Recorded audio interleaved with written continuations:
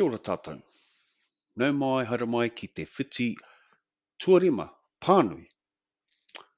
As again, I will go through it in te reo Māori, followed by the translation. And may the pictures help you out with the translation. Kia ora.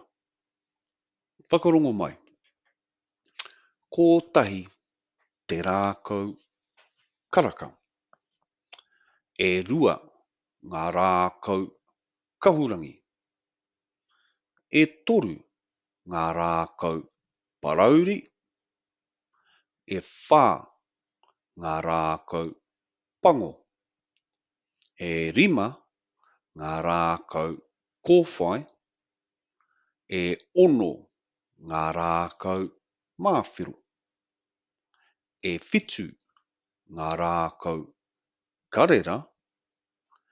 E waru ngā rākau whiro. E iwa ngā rākau pounamu.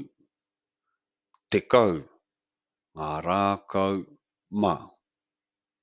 Ka pai, kotahi te rākau karaka. 1. Orange tree. E rua ngā rākau kahurangi. 2. Blue trees. E toru ngā rākau parauri. 3. Brown trees. E whā ngā rākau pango. 4. Black trees. E rima ngā rākau kōwhai. 5. Yellow trees. E ono ngā rākau māwhiru. 6. Pink trees. E whitu ngā rākau karera. 7. Green trees. E waru ngā rākau whiro. 8. Red trees. E iwa ngā rākau pounamu. 9. Green trees, dark green trees. Te kau ngā rākau mā, and 10 white trees.